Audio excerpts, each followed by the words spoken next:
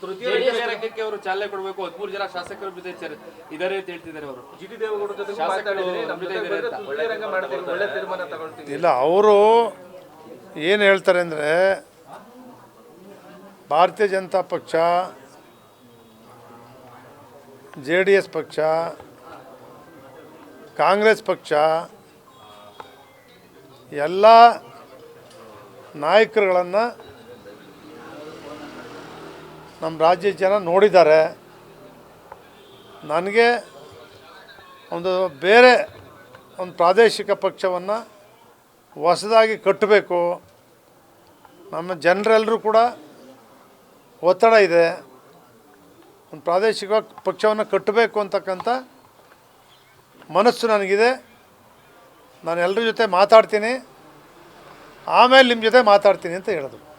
ಸಾಧ್ಯ ಇದೆ ಹೊಸ ಪಕ್ಷ ಕಟ್ಟೋದು, JDS ಶಾಸಕರೆಲ್ಲ ಕರ್ಕೊಂಡು ಕಟ್ತೀನಿ ಅಂತ ಹೇಳ್ತಾ ಇದ್ದಾರೆ ಅವರು. ಅದು ಶಾಸಕರುಗಳಿಂದನೇ ಪಕ್ಷ ಕಟ್ಟೋಕ್ಕಾಗಲ್ಲ, ಬರೀ ಶಾಸಕರುಗಳಿಂದನೇ ಯಾರೂ ಪಕ್ಷ ಕಟ್ಟೋಕ್ಕಾಗಲ್ಲ.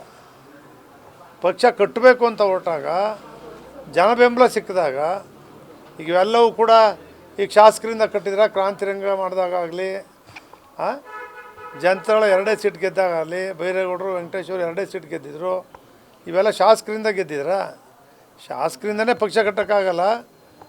ಜನಾಭಿಪ್ರಾಯ, ಅವ್ರ ಅಭಿಪ್ರಾಯ ಪ್ರಕಾರವಾಗಿ ಯಾವ ಯೋಜನೆಗಳನ್ನು ಅವ್ರು ಕೊಡ್ಬೋದು, ಯಾವ ರೀತಿ ಮಾಡ್ಬೋದು, ಜನರು ಒಲವು ಏನಿದೆ ಅಂತಕ್ಕಂಥದ್ದು ಈಗಲೇ ಗೊತ್ತಾಗಲ್ಲ.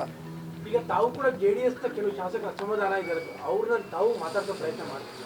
ನಾನು ಇವತ್ತಿನವರೆಗೆ ನಮ್ಮ ಒಬ್ಬರು ಶಾಸಕರನ್ನ ನಾನು ಯಾವುದೇ ವಿಚಾರವಾಗೂ ಕೂಡ ಇವತ್ತಿನವರೆಗೂ ಕೂಡ ನಾನು ಮಾತಾಡಿಲ್ಲ. ಒಬ್ಬ ಶಾಸಕರು ಕೂಡ ಜೊತೆನೂ ಕೂಡ ನಾನು ಮಾತಾಡಿಲ್ಲ. ಅಲ್ಲ, ಮುಂದೆ ಏನು ಮಾತಾಡೋ ಪ್ರಯತ್ನ ಮಾಡ್ತೀರಾ? ಯಾಕಂದ್ರೆ ಭಾಳ ಜನ ಬೇಸರ ಆಗಿದ್ದಾರೆ ಅಂತ JDS.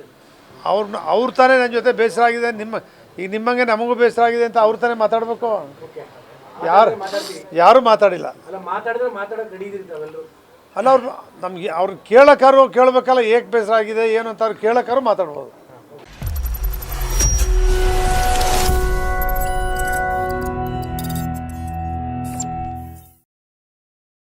ನೀವು ಗಿರವಿ ಇಟ್ಟು ಬಿಡಿಸ್ಕೊಳಕ್ಕಾಗ್ದಿರೋ ಆಭರಣನ SDJ ಗೋಲ್ಡ್ ಕಂಪನಿಯವರು ಬಿಡಿಸಿ ಮಾರುಕಟ್ಟೆಗಿಂತ ಅಧಿಕ ಬೆಲೆಗೆ ತಗೋತಿದ್ದಾರೆ. ಅಷ್ಟೇ ಅಲ್ಲ, ಒಂದು ಕೂಪನ್ ಕಾರ್ಡ್ ಕೂಡ ಕೊಡ್ತಾ ಇದ್ದಾರೆ.